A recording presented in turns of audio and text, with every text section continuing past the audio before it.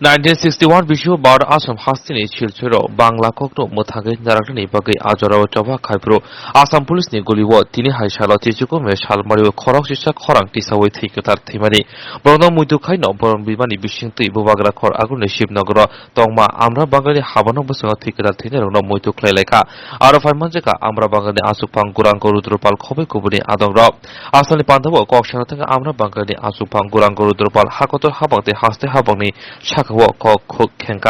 নমস্কার। আজকে 19শে মে 1961 সালে ঠিক এমন একটি দিনে অসম রাজ্যের কাছাড় জেলার বর্তমান যে শিলচর শহরে বাংলা ভাষার মর্যাদা রক্ষা করতে গিয়ে 11 জন তরুণ তরুণী বাঙালি প্রাণ বিসর্জন করেছিলেন। তাদের স্মৃতির উদ্দেশ্যে প্রতি বছর আমরা এই অনুষ্ঠানটা করে থাকি।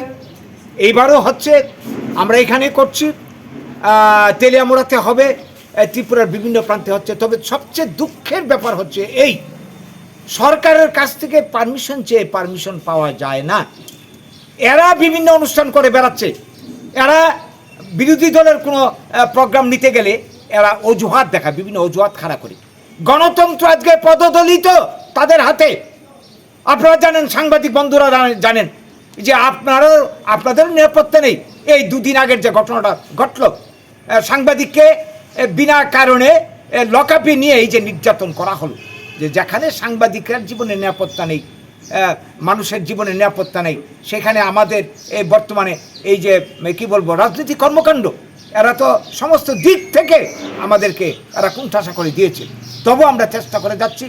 আজকের দিনে আপনারা জানেন, সেই দিন 61 সালের 19শে মে অসম সরকার, তৎকালীন কংগ্রেস সরকার, কেন্দ্রীয় ছিল কংগ্রেস, চেয়েছিল অহমিয়া ভাষাকে জোর করে মানে চাপিয়ে দিতে আসামের বুকে শিক্ষার মাধ্যম এবং সরকারি কাজের মাধ্যম হিসাবে।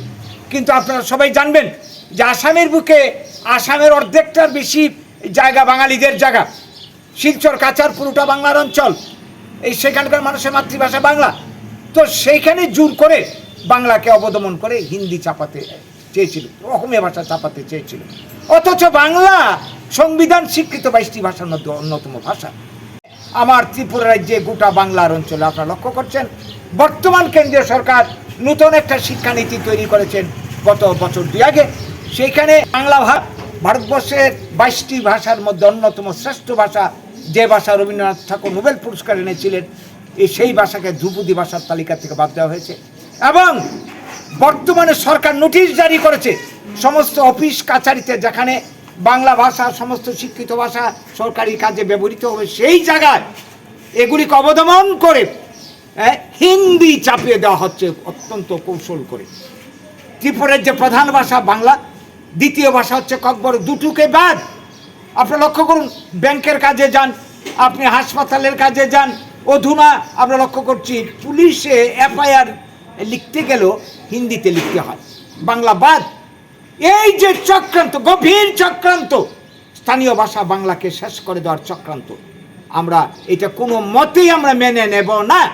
এই চক্রান্তের পেছনে তাদের যে উদ্দেশ্য বাঙালির মুছে এনআরসি বাইনের মাধ্যমে ভারতবর্ষের বুকে বাঙালির অধিকার, আদিকে ভাষা কৃষ্টি সংস্কৃতিকে ধ্বংস করে দিয়ে গোটা জাতির অস্তিত্ব শেষ করতে চাইছে। এর বিরুদ্ধে আজকের দিনে আমরা খুব জানাচ্ছি, ভাষা শহীদ শ্রদ্ধা জানাচ্ছি। সরকার হুঁশিয়ারি দিয়ে ভাষা কৃষ্টি সংস্কৃতির দমন চলতে থাকে। যদি সরকারকে না হয়, প্রতিটা ভাষা কৃষ্টি সংস্কৃতি সংবিধান স্বীকৃত ভাষার যদি মর্যাদা প্রতিষ্ঠা হয়, সরকারি বেসরকারি কাজে ব্যবহারের ব্যবস্থা করে দেওয়া হয়, তাইলে আরেকটা ভাষা আন্দোলন ত্রিপুরা তথা বাংলা ভারতবর্ষের মধ্যে বাধ্য 52 এবং 61 সালের মতো সেই দিন কিন্তু কেউ মানে পার পাবে না। এই সাবধান বাণী দিয়ে রাখি, সতর্ক করে দিয়ে রাখি। তারা সমাজে এই আগ্রাসী ভাষা আসনের মনোভাব প্রত্যাহার করে প্রতিটা ভাষা সংস্কৃতির মর্যাদা দিক এবং প্রতিটা জাতির মানে বাঁচার, রক্ষা করার, সাংবিধানিক অধিকার রক্ষা করার ব্যবস্থা করুক। এই বার্তাটুকু আমরা দিয়ে রাখতে চাইছি। এর জন্যই আজকের এই আন্দোলন। প্রসঙ্গত আজকে লক্ষ্য করুন, এবং প্রতিটা জাতির মানে বাঁচার, রক্ষা করার, সাংবিধানিক অধিকার রক্ষা করার ব্যবস্থা করুক।